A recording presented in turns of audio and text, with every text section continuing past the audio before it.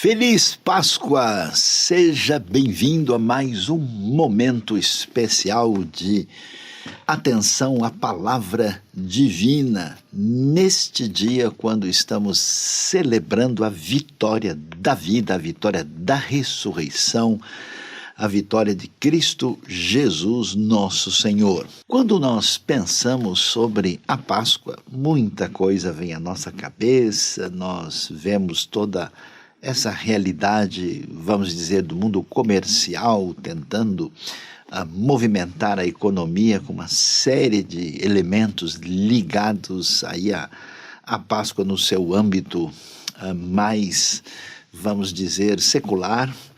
E vamos lembrar do que acontece nas diversas comunidades cristãs de todo o mundo, celebrando a morte e ressurreição de Jesus, com as suas celebrações, seus momentos especiais aí, altos, musicais e uma série de elementos, e sem nos esquecer também da Páscoa judaica. E pensando nisso, vamos ver o que o texto da Bíblia mesmo nos fala a respeito da Páscoa. Vamos ver a coisa ali na raiz, né, no original.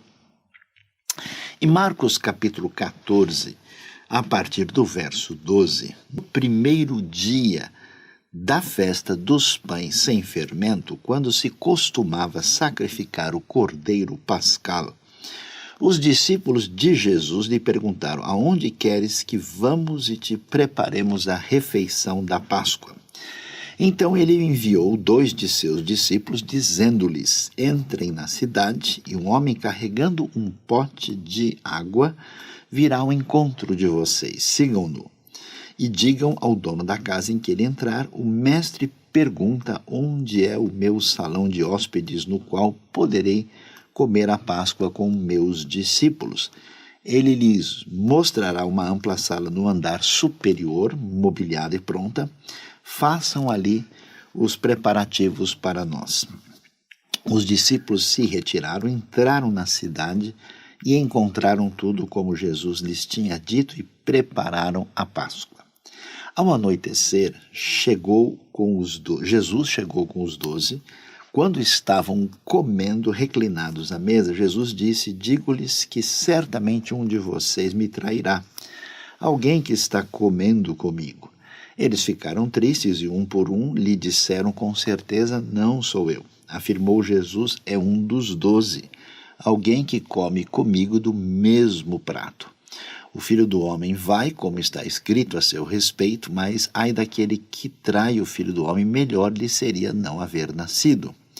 Enquanto comiam, Jesus tomou o pão, deu graças, partiu e o deu aos discípulos, dizendo: tomem, isto é o meu corpo.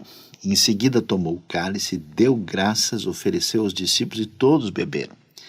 E lhes disse: isto é o meu sangue da aliança, que é derramado em favor de muitos. Eu lhes afirmo que não beberei outra vez do fruto da videira até aquele dia em que beberei o vinho novo no reino de Deus. Depois de terem cantado um hino, saíram para o Monte das Oliveiras. O relato da Páscoa, para ser devidamente entendido, nós precisamos aqui dar uma viajada no tempo para entender o que está acontecendo. Aquilo que Jesus vai fazer com os discípulos em Jerusalém, para a gente entender bem, Jerusalém é uma cidade relativamente pequena, murada, e na parte mais elevada da cidade, onde hoje ali está localizado o que é chamado de Monte Sião, que era o lugar inclusive relativamente nobre, onde viviam sacerdotes, onde até mesmo estrangeiros romanos que estavam em Jerusalém viviam. É nessa área da cidade que Jesus vai encontrar ali com os discípulos, e eles vão preparar essa, como nós lemos aqui no texto, o que é chamado, aí Jesus pergunta: onde queres que vamos, os discípulos perguntam, te preparemos a refeição da Páscoa. Essa refeição deveria ser preparada no dia 14 de Nisan, né, que nesta semana aqui, quando estamos falando, acontece aí na quarta-feira, neste ano em que nós estamos, e aqui, na época, em Jerusalém, nós estamos falando de quinta-feira, quer dizer, na noite anterior ao que a gente chama de Sexta-feira da Paixão. Quer dizer, Jesus chegou da Galileia com os discípulos e para a festa da Páscoa, a Páscoa judaica, sobre a qual nós já vamos falar, e quando ele faz isso, ele chega na semana anterior. Você vai se lembrar do Domingo de Ramos, a entrada triunfal que acontece no domingo, e nós estamos agora na quinta-feira, na leitura do texto, quando vai acontecer esta cerimônia nessa parte da cidade onde Jesus vai encontrar-se ali com os discípulos e preparar, e consegue um espaço, né? Aí tem um sujeito, inclusive, carregando o cântaro, que talvez seja uma pessoa ali que vem da comunidade do deserto, que está trabalhando nessa área mais nobre de Jerusalém, e eles vão conseguir um espaço que é numa espécie de segundo andar, o famoso cenáculo, onde se menciona aí que teria acontecido o que a gente vê aqui como a última ceia, ou a primeira ceia de Jesus, dependendo do enfoque. Mas o que está por trás desse elemento tão importante? Para entender a Páscoa do Novo Testamento, é necessário viajar para compreender qual que é a base, que tipo de cerimônia é essa que Jesus está fazendo com os discípulos, como é que é exatamente essa Páscoa judaica. E para compreender isso, nós devemos dar uma viajada até Êxodo capítulo 12, quando vemos o que acontecia nos tempos mais antigos. Veja que é interessante que a Páscoa, este jantar de Páscoa, que envolvia um cordeiro, envolvia ervas amargas, o pão sem fermento, né, o chamado matzá, envolvia aí o vinho, tudo aquilo que lembrava a libertação dos israelitas do Egito, vamos dizer assim, o acontecimento, o evento mais significativo de todo o Antigo Testamento. A gente pode dizer assim, que é o que a gente chama de um acontecimento fundante, essencial, do qual a gente pode compreender todo o restante da realidade do Antigo Testamento. A própria identidade de Israel vai se definir a partir do que nós vemos no relato da Páscoa. Então, que dar uma olhadinha só para a gente observar alguns detalhes que aparecem lá em Êxodo capítulo 12. O texto fala o seguinte, lá no verso 31, naquela mesma noite, o faraó mandou chamar Moisés e Arão e lhes disse: saiam imediatamente do meio do meu povo, vocês, os israelitas, vão prestar culto ao Senhor como vocês pediram. E quando a gente vê, né, toda a maneira como eles saem de lá, inclusive é interessante que uma grande multidão de estrangeiros acompanha, conforme o verso 38, e o texto termina aqui, o verso 42, dizendo o seguinte: assim como o Senhor passou em vigília aquela noite, para tirar do Egito os israelitas, esses também devem passar em vigília esta mesma noite para honrar o Senhor por todas as suas gerações. É muito impressionante a gente observar o que está envolvido aqui. Então, vamos perceber o ambiente do mundo antigo e o que Deus faz em favor de Israel. A primeira dimensão que a gente tem é uma dimensão que a gente pode chamar assim de social e política. Por quê? Porque no mundo onde não se questiona a dominação dos povos mais poderosos, dos grandes impérios sobre os outros, nós vamos ver Deus fazendo a sua intervenção em favor dos israelitas que são escravos e subjugados no Egito. E é interessante que tudo que acontece ali acontece debaixo de uma, vamos dizer assim, sustentação teológica. Quer dizer, os deuses do Egito preconizam e definem sob a liderança do faraó toda essa opressão. Então, o que a gente começa a ver é que valores como a liberdade, valores como a questão da rejeição da escravidão, valores como a atitude individual, né, de determinar a si mesmo como indivíduo e como povo, e valores que dizem respeito à questão da dignidade do ser humano, eles emergem assim da história dessa libertação da Páscoa. E é interessante, porque os israelitas são libertados por Deus, mas a gente vê no verso 38 que essa libertação é acompanhada por essa espécie de parceria desses outros estrangeiros que se juntam, mostrando que esse particularismo hebraico ele se desdobra na direção de uma mensagem que se caracteriza por um delineio bastante universal. E é interessante a maneira como a Bíblia mostra essa confrontação das forças que estão aí trabalhando entre a vida e a morte. O que é que nós temos ali? Observe bem, e é bem interessante como a Páscoa vai acontecer durante uma noite. E a noite é que é destacada aqui, né? Inclusive, esse elemento interessante que o Senhor passou a noite em vigília em favor de Israel, então vocês vão celebrar e vão passar essa noite em vigília para se lembrar do que Deus fez.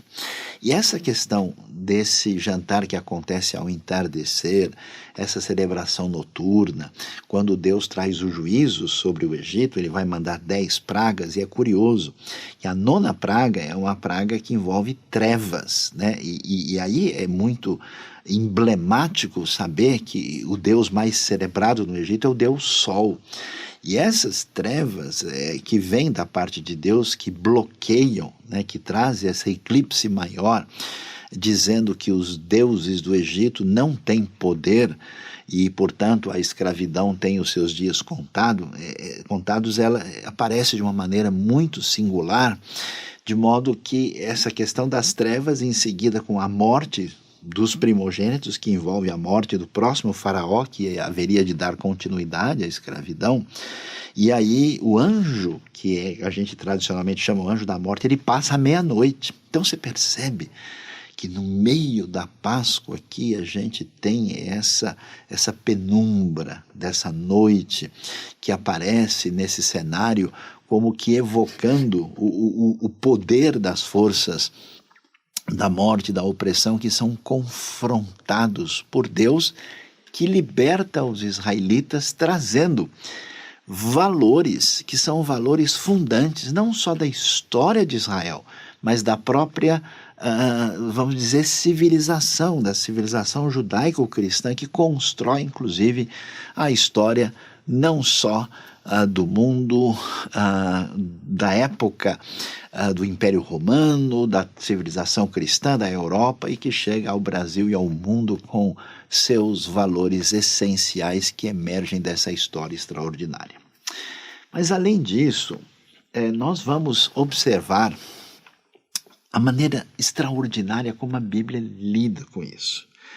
Você tem essa história que tem esse perfil, como a gente vê, né, social, político, teológico, e todo esse conjunto de elementos fundamentais, eles se desdobram em duas coisas extraordinárias. A primeira é que é possível celebrar essa grande vitória de vida genuína numa simples refeição.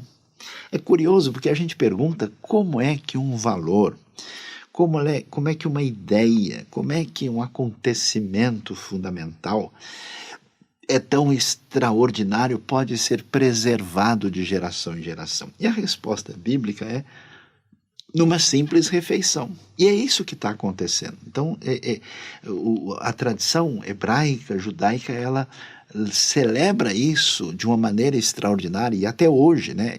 Veja, a cerimônia da Páscoa, do Pessach, né, judaico, é o jantar mais antigo da história humana, que é uma espécie de refeição que não parou até hoje.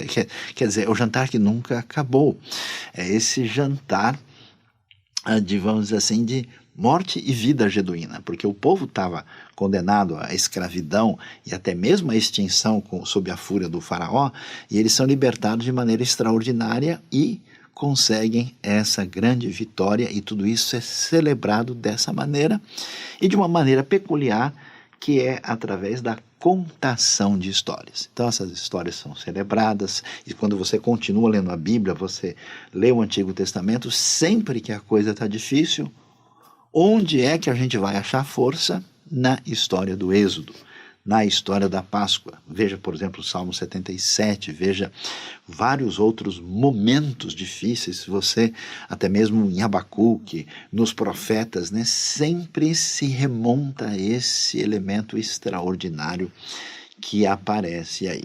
Então, quando a gente entende isso, aí a gente consegue adequadamente ler o Novo Testamento. Quando a gente chega no Novo Testamento, o que a gente encontra? Exatamente a celebração dessa Páscoa do Êxodo, com toda a sua força de libertação, com todo o seu elemento extraordinário. E aí a coisa é séria. Por quê? Porque assim como aconteceu no tempo do Egito, hoje nós estamos no Novo Testamento, no tempo de Roma. Por isso os romanos estão assustados. Agora você vai entender mais assim toda a questão que envolve a prisão e a condenação de Jesus, porque na Páscoa, quando se celebrava essa libertação, essa vitória sobre o faraó, a vitória, a travessia do Mar Vermelho, né? Essa coisa extraordinária que aparece na Bíblia, que o Deus que controla e tem o domínio sobre a história é o Deus que abre o Mar Vermelho. Ele é o Senhor do tempo e do espaço. Você tem aí um entremeado singular da soberania divina mexendo com esses dois elementos que aparecem belamente costurado, especialmente nas poesias emblemáticas que a gente vê na Bíblia hebraica no Antigo Testamento.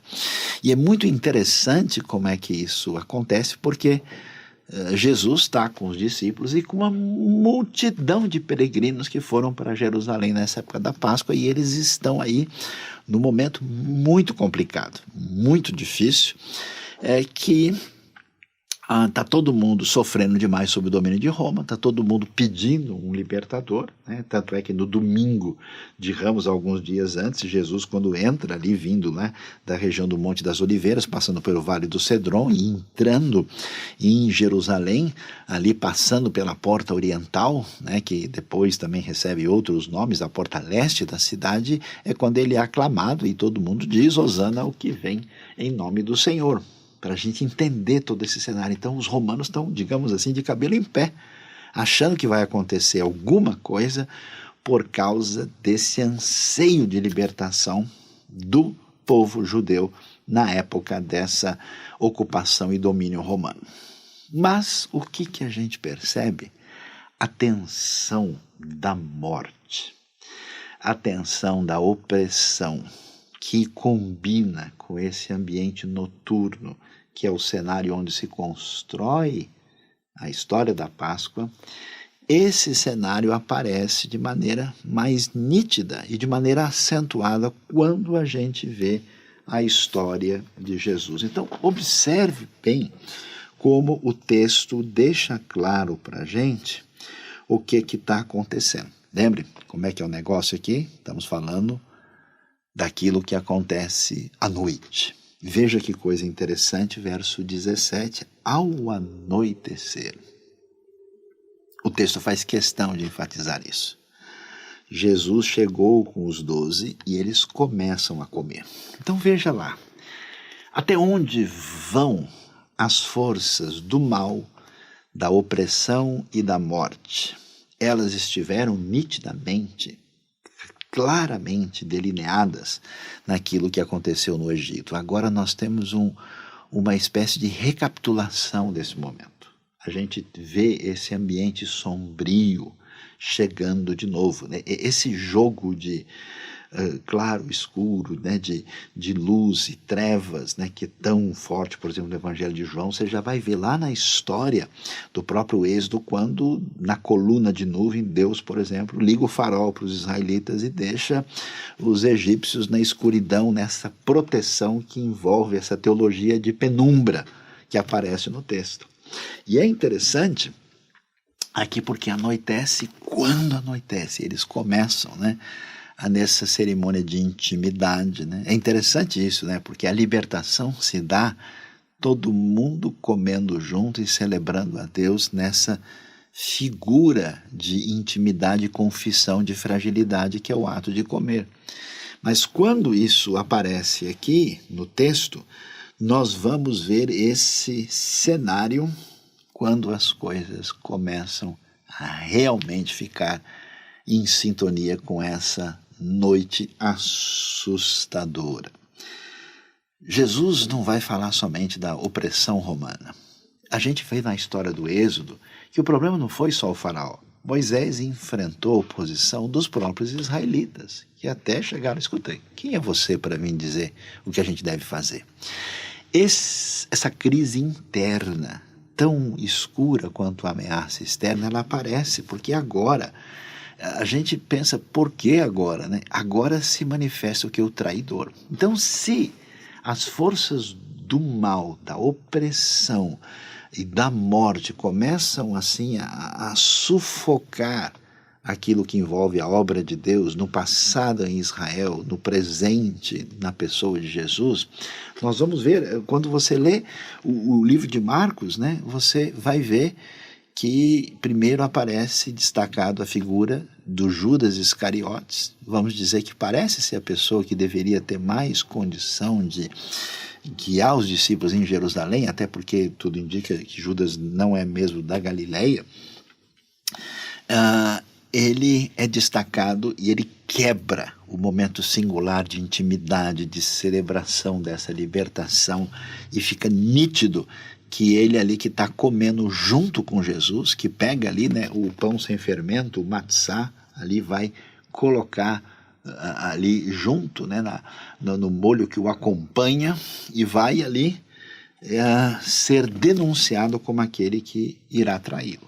Mas assim, a dor ainda é maior, porque a sequência do texto, a gente vê Pedro, que é, vamos dizer, se a gente não espera muito de Judas, já que o texto já várias vezes mencionou que Judas não é exatamente a pessoa mais sincera e é até um discípulo que se aproveitava dos bens que estavam aí na comunidade dos apóstolos e de Jesus. Agora Pedro, né? Jesus afirma que ele haverá de negar, o que certamente acontece, né, no cenário logo depois, e Jesus aparece sozinho no Getsemane.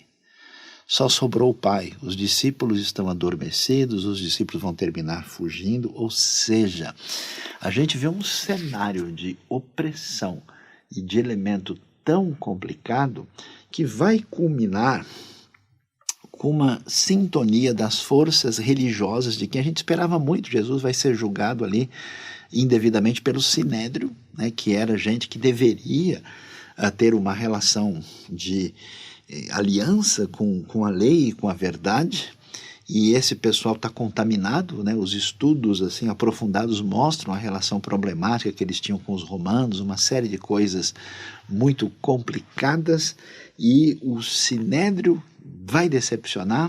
A relação das forças religiosas de Jerusalém com as forças de ocupação de Roma marcam algo assim terrivelmente problemático. A gente pode assim dizer que estamos numa situação de escuridão total quando isso acontece, e que vai culminar na condenação de Jesus. Jesus vai ser preso, condenado, e a força de Roma será vencedora quando vai acontecer a crucificação. E o capítulo 15, inclusive, mostra os soldados romanos, é emblemático isso, zombando de Jesus. E nós temos aí aquilo que é lembrado, que é celebrado em toda a comunidade da cristandade no mundo todo, que acontece na chamada Sexta-feira Santa, a morte de Jesus sob crucificação, neste momento, quando a gente vê a Páscoa com a sua realidade da morte e morte indigna. Como se pode ver, todas as forças da opressão e da morte são intensificadas aqui, e a gente vê a ameaça contra aquilo que aparece de tão essencial, que tem a ver com dignidade humana, com liberdade, com valores tão essenciais que constroem uma comunidade. Mas é mais do que isso, quando a gente vê essa dimensão da angústia de Jesus, da sua situação solitária diante dessa realidade, a gente evoca todos aqueles salmos de lamento, quando o rei Davídico, em aliança com Deus, se sente também isolado sob as forças da ameaça do mal do inimigo, da destruição do projeto divino. E a gente vê que as forças da Páscoa, vamos dizer assim, os desdobramentos desse jantar extraordinário, eles passam não só por esse elemento que tem a ver com construção social e de vida, de valores que constroem uma sociedade, mas também com a profundidade dos elementos onde aspectos emocionais e espirituais estão entrelaçados na oração daquele que busca Deus na dimensão maior da sua dor. Então, o elemento devocional, o elemento profundo que a gente vê aqui, que aparece na oração do próprio Jesus no Getsemane, quando ele busca o Pai e apresenta a amplitude de toda a sua dor, que não só atinge esse aspecto individual, mas que se desdobra para o seu papel singular em relação a tudo que é feito em favor da humanidade. Mas o que a gente pensa na continuação desse texto tão extraordinário? É interessante observar que a realidade que tem continuidade na história da Páscoa vai prosseguir para essa transição, da morte para a vida. E a vida genuína. Interessante que no mundo antigo, Israel tinha um contraste muito grande, por exemplo, com o próprio Egito, que era uma civilização tão voltada para a preocupação com o mundo dos mortos, ou até mesmo com os outros grupos pagãos, onde a relação com a vida era um tanto quanto problemática.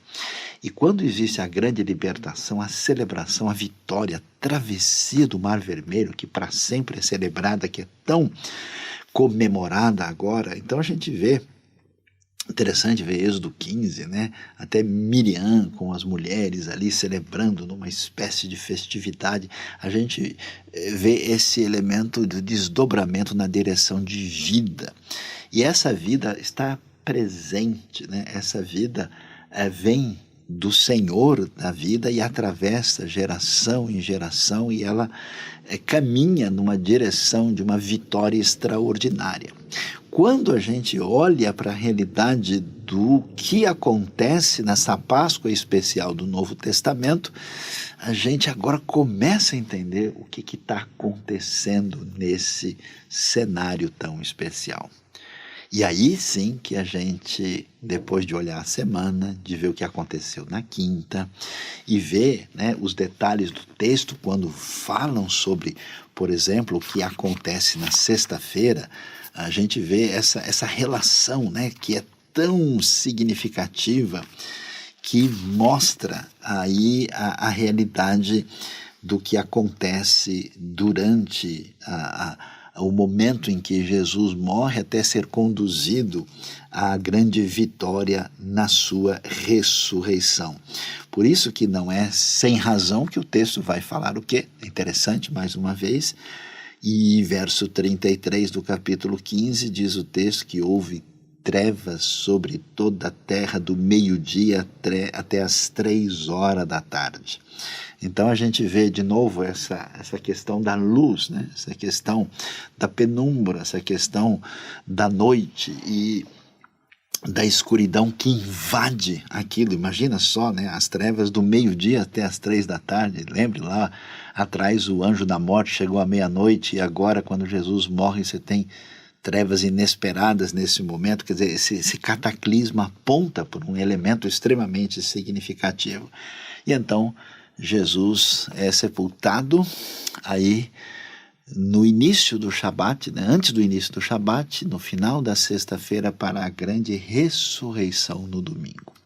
Agora, olhe só comigo o detalhe do texto bíblico. É tão significativo e especial prestar atenção em como é que a Bíblia fala a respeito dessas coisas. Quando a gente lê o texto e vê a ressurreição, por exemplo, olhando, eu estou me lembrando aqui de João capítulo 20, né? E João é um texto muito interessante que menciona muito essa questão, né? das trevas, de estar na luz, de andar na escuridão. E olha o detalhe comigo em João 20, por exemplo, quando começa ali o capítulo, diz: no primeiro dia da semana, atenção, bem cedo, estando ainda escuro, Maria Madalena chegou ao sepulcro e viu que a pedra da entrada tinha sido removida. Quando a gente olha, então, para o final do Evangelho de Marcos, no capítulo 16, o texto diz: quando terminou o sábado, Maria Madalena, Salomé e Maria, mãe de Tiago, compraram especiarias aromáticas para ungir o corpo de Jesus. No primeiro dia da semana, bem cedo, ao nascer do sol, elas se dirigiram ao sepulcro, perguntando umas às outras: quem removerá para nós a pedra da entrada do sepulcro? Então, olha que coisa assim extraordinária e peculiar, né? Como é que a composição teológica, literária do texto bíblico, ela é ao mesmo tempo estrondosa, profunda e tocante. Ela atinge o âmbito da particularidade devocional e de espiritualidade interna tão intensa, ao mesmo tempo que adquire proporções cósmicas e universais. É de arrepiar a profundidade do texto. Por isso a gente observa esse detalhe que parece que a morte venceu. Parece que ninguém tem condições de confrontar o faraó. Parece que é mais ou menos o que a gente sente na nossa vida, né? A gente olha para a realidade que a gente enfrenta, as nossas crises, as nossas angústias, os nossos pecados, a nossa fragilidade, e vê tanta coisa ruim fora do lugar que parece que a angústia, o medo, as forças da opressão, da morte e do mal que estão presentes no domínio social, político, amplo, e que nos atinge nas nossas dimensões internas, que nos ameaçam espiritualmente, parecem ser forças poderosas que não têm fim. E é curioso que você vê tudo isso se voltar contra Jesus, e quando parece que o mal venceu, de repente, durante aquela sagrada refeição, o povo é libertado. O povo atravessa o Mar Vermelho e o povo celebra. De maneira semelhante, nesse jogo de luzes da ação soberana e salvadora da parte de Deus, está nascendo o sol. Olha que coisa, né? Tá terminando o momento da escuridão. É interessante ver, estava escuro e agora, ao nascer do sol, as mulheres que aparecem ali vão ser testemunhas da grande vitória da vida, e vida genuína, vida que nasce da morte, vida da grande vitória de Cristo Jesus nosso Senhor. E essa vida é interessante, porque olhando para o que acontece na primeira Páscoa, nós temos, digamos assim, uma vitória da vida de sobrevivência para caminhar na direção da aliança divina para chegar à terra prometida. Mas a vida aqui tem uma plenitude maior. Essa vida genuína que é a vida que nós recebemos de Deus através da vitória plena de Cristo Jesus. Jesus vence a morte, vence aquilo que envolve o poder e a força do mal e do pecado sobre nós, e a vida que ele conquista é uma vida que tem a ver com o perdão dos nossos pecados, a vida que redefine a nossa identidade diante de Deus, a vida que nos liberta para viver uma vida para a glória de Deus e uma vida eterna que nos garante segurança e salvação, inclusive para a vida eterna, a vida depois desta vida, a vida que certamente através do poder da ressurreição mostra a derrota completa da própria morte. E é extraordinário pensar nisso, porque quando a gente fala dessas coisas, parece que a gente está falando do quê? De segredos especiais, de assuntos assim extraordinários que a gente destina aos iniciados, né? Há pessoas muito inteligentes ou muito sensíveis ou muito diferenciadas ou que têm, né, como se diz, uma luz assim única, e que essas pessoas inclusive fazem parte da história das religiões. As religiões sempre foram assim, muito assim estratificadas, né? Tem esse negócio da pessoa que está num patamar superior, o sacerdote daqui, o ungido de lá, né? A pessoa mais assim extraordinária, que parece que está acima de todo mundo. Quando a gente vê a história da Páscoa, a gente vê um movimento em outra direção. Por quê? Porque o povo libertado é o povo comum, é o povo escravo.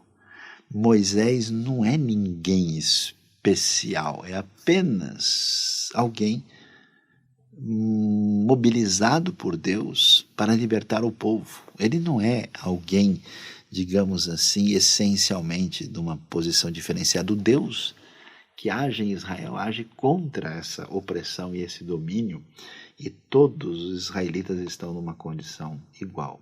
Quando nós olhamos para a história de Jesus, a coisa é bem interessante. Os discípulos são gente comum. Jesus não é nenhuma pessoa extraordinária. Jesus não tem nenhum poder político ou religioso diferenciado na comunidade, e ele vai ser exatamente o protagonista dessa grande libertação, dessa vitória da morte, sobre a morte, a vitória da vida. E é interessante, quando a luz chega, quando nós vemos a plena luz na vitória sobre toda a escuridão, essa refeição, esse jantar que se desdobrou, né? Essa Páscoa de morte e agora vida genuína, é muito curioso ver que as pessoas mais comuns, mais simples, que são protagonistas nessa dimensão desse encontro primeiro com a luz, são as mulheres que seguiam Jesus. Por que isso é tão importante?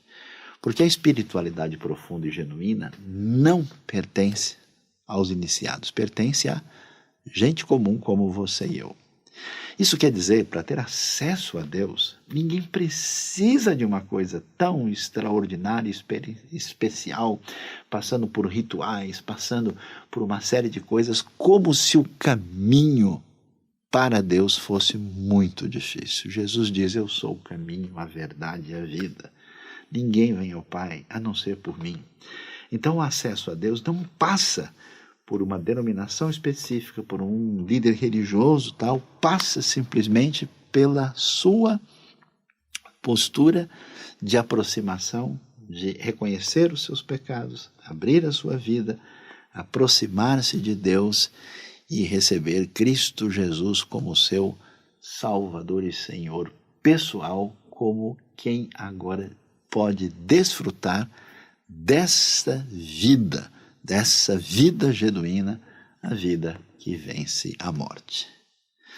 Se depois de entender todo esse elemento histórico, entender a primeira Páscoa e a Páscoa de Jesus naquela primeira ou última ceia, naquela celebração, nesse jantar que não termina até os dias de hoje, nesse jantar especial que é o encontro mais extraordinário entre a realidade judaica e a realidade cristã, onde os dois pontos se encontram e eles acabam estando, querendo ou não, entrelaçados em torno de uma comemoração semelhante.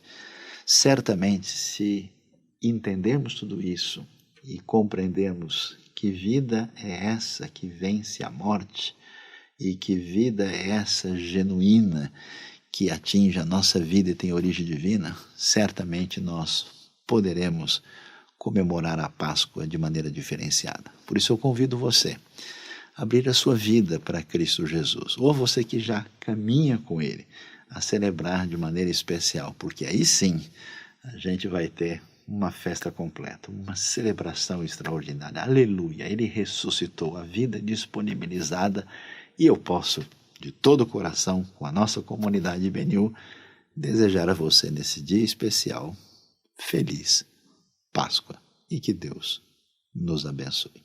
Amém.